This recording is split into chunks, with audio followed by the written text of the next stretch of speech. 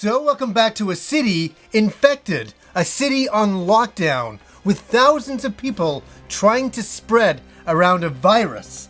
And no, I'm not talking about real life, I'm talking about Resident Evil 3, the remake by Capcom. So to begin with, this is a no spoilers review of the game.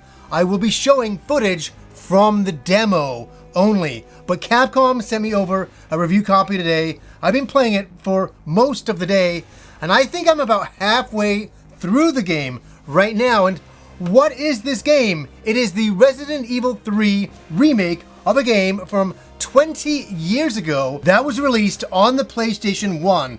And I bought this game day one, and I finished it, and I loved it. But I'm going to get into all of that in a lot more detail. And it was also released on the GameCube back in the day as well. So what we have here is something pretty cool, because now we have all of the games together on the PS4.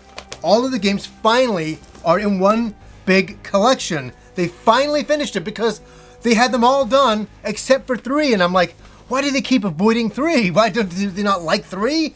They gave us 3.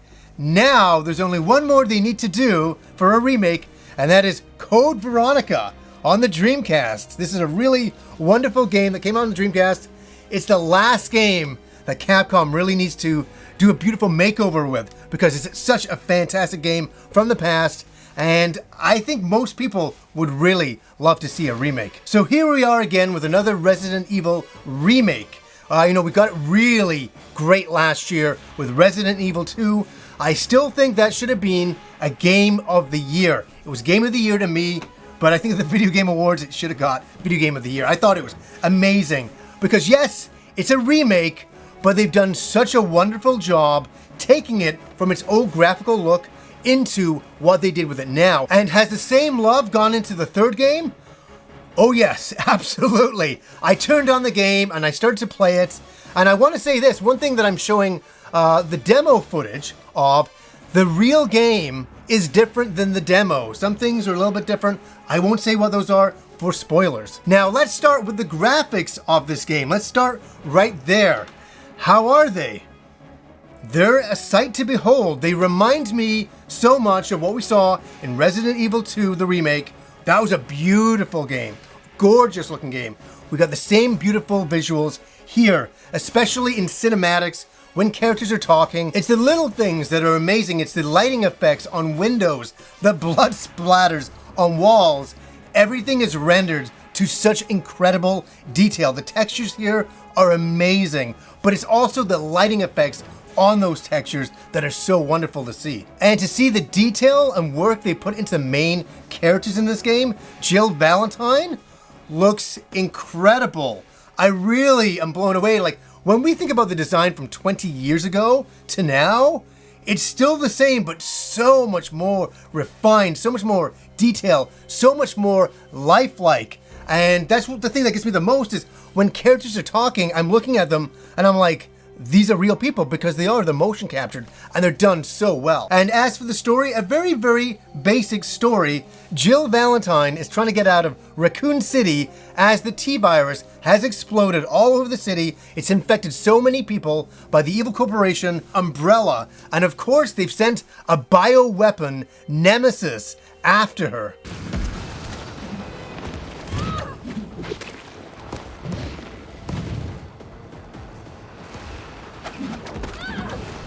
And she runs into a lot of other unique characters as she's going along, trying to escape the city. The gameplay is standard Resident Evil fare at this point.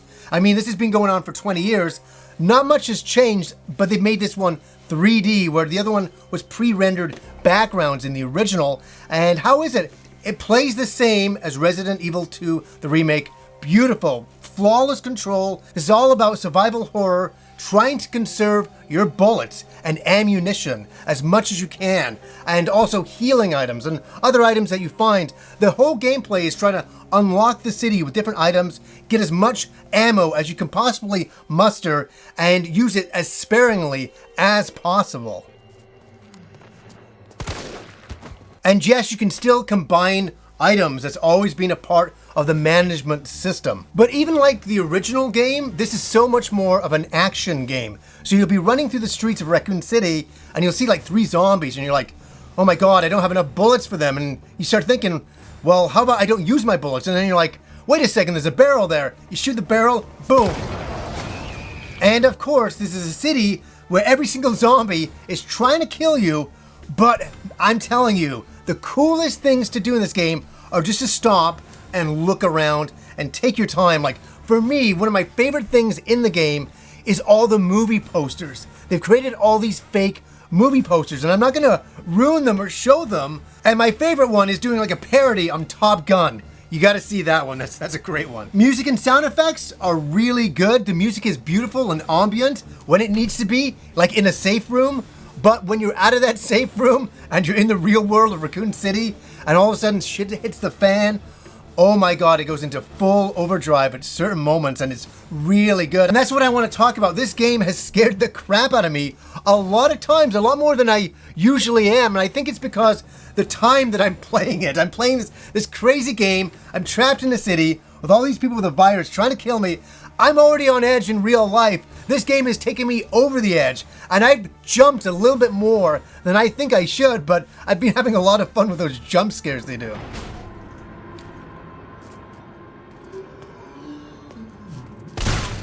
And a lot of that comes down to, he's right here next to me, Nemesis. Nemesis. And the original game was Resident Evil 3 Nemesis. That was the original title of it, because it really is about Nemesis tracking you, trailing you through the whole game, coming through walls, scaring the ever-loving crap out of you, going, stars. I remember me and my friends used to say that all the time for years. And whenever you heard the music build up or he'd smash through a wall, I remember back in the day my friends would be freaking going, oh my god, and it's the same thing again. And I was even playing it, I got into a certain room, and then he walked away, and then I'm like, okay, I'll wait for him to go. And then I go through the door, and he starts coming back up. I'm like, oh, and I got caught in a loop for a long time. So it's kind of like Mr. X in Resident Evil 2. This thing reminds me, it's more of a Terminator.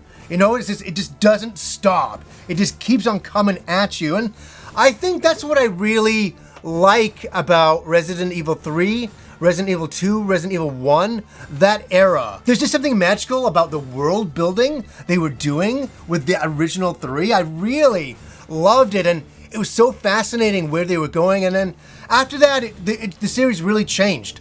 The series really changed, but I became a big Resident Evil fan realistically from 2 and 3. It was really 2 that did it. 3 was more of an extension of 2, and that's absolutely what's happening here. This feels like more of an extension of Resident Evil 2, and if you liked that, you're gonna really enjoy this. But there's one thing that I do have to mention. This is a very, very short game. It was in the original. I remember in the original, I sat down, in 2 days, it was over. We're talking around a 6-hour game for the main playthrough, and there's a lot of different difficulties you can pick, so take that into consideration. For a completionist who wants to get everything, they're saying 12 to 13 hours plus for this game. So take that into consideration if you are thinking about buying it, or there's also the possibility of waiting for it to come down on the cheap. That's quite expensive for a 6 to 12 hour game, isn't it? It really is. I knew what this was going to be about. I remember I bought this back in the day and I was like, what do you mean it's over? What do you mean? And so I would keep going back to it, to try to get my money's worth out of it. But here's where I'm going to make the argument. If you're a Resident Evil fan and you're a big fan of 2, even the remake of 2, you're really going to enjoy this game. You're going to love the atmosphere. They put so much into it, and they have extended it. There's more to it subtly here and there, and I'm not going to say what any of those things are, but the main story and the main things that happen are pretty much exactly the same. But if you're a Resident Evil fan, I think you're really going to have fun with this.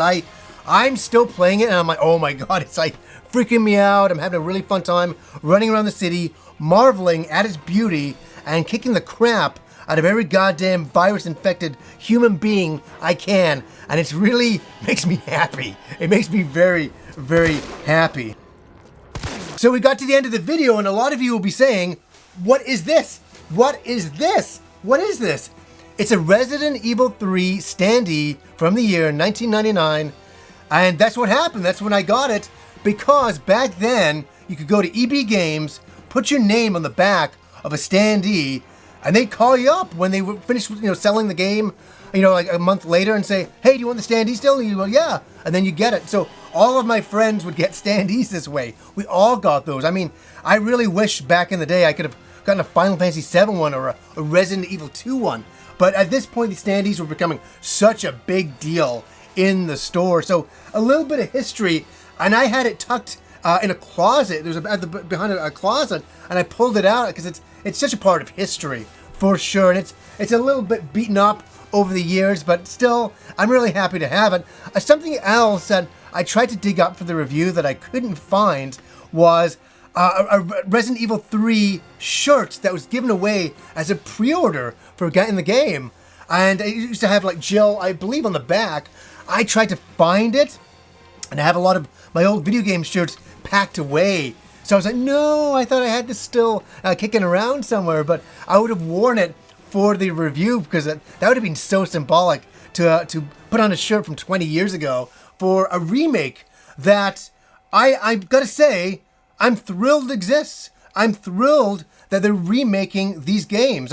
With 2 was unbelievable for me, and 3 is a beautiful dessert, the cherry on top. And as they say, all we need to do is get Code Veronica, and we're good. We'll be good after that. So, yeah, I'm having fun with the game. I think I'm about halfway through right now, trying to remember from where I was back 20 years ago. But a lot of surprises, and I'm having a pretty good time with it. So, anyways, guys, until next time.